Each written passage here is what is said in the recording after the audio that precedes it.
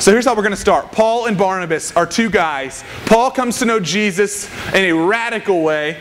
And some people believe that Barnabas was the man in the Gospels who was called the rich young ruler. Now this isn't proven, but some people believe that Barnabas was the rich young ruler that came to Jesus. And Jesus said, sell everything you have and then come and follow me. And he walked away sorrowful because he was so banking, he didn't want to give all of his money away. And later on, after Jesus dies and resurrects and ascends into heaven, he comes to know him and starts to be a disciple, and he sells his field, which would be the equivalent to just taking your bank account, emptying it out, and then gives it to the apostles.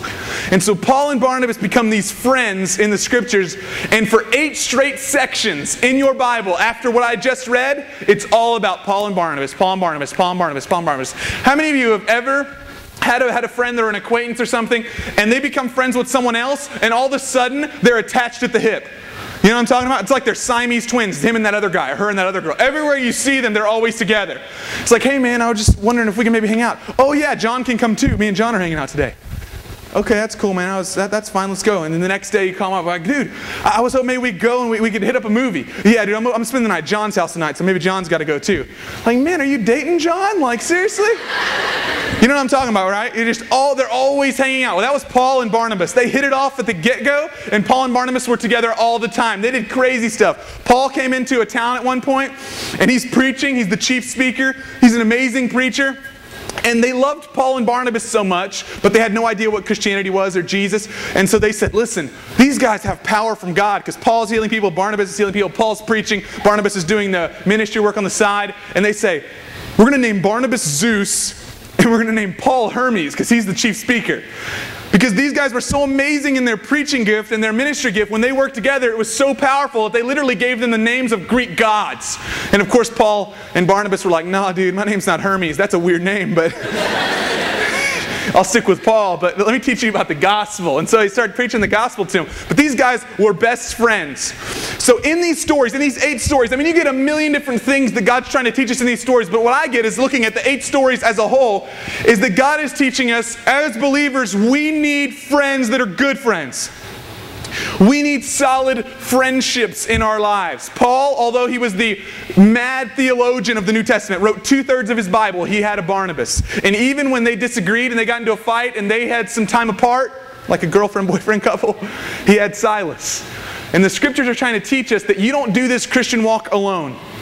You could never live this Christian walk by yourself, doing your own thing, hoping that you're going to get to the end of it. You're not going to show up at the end of it alone, because at the gates of heaven there's going to be a holy nation of people there. And so if you have a problem, you're like, man, I love the church, I love Jesus, I just can't stand the people. What you just said was, man, I love the people of God, and I love Jesus, I just can't stand the people of God. That sounds ridiculous.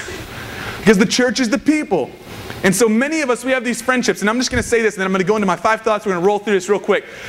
Many of us, we say things like this: I want to follow Jesus and have a passionate relationship with Jesus. And then I say, who are your best friends?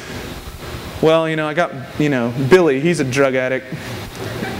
And I got Samantha, she just wants to sleep around with me.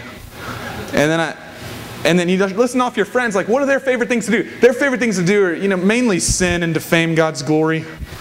I mean, on a whole, I mean, it's like, they also like to eat Taco Bell, but, they weave that in, defaming God's glory, I'm thinking, man, that's like asking somebody, what do you want to be? I want to be a veterinarian. Who are your best friends? Michael Vick. It just doesn't happen. It's like, wait a minute. This doesn't make any sense. It's like, I want to be a veterinarian. What are your favorite things to do? Slaughter tiny animals, little tiny bunnies. That's what I like to do all the time. Like, so you want to save lives, but right now you're currently in cahoots with those who kill other animals. Yes. I mean, it's totally ridiculous. And here's the thing, the crazy thing with young people is we don't see that as a big deal. Like, yeah, I like to follow Jesus. Who are your best friends? I don't even think they can say Jesus.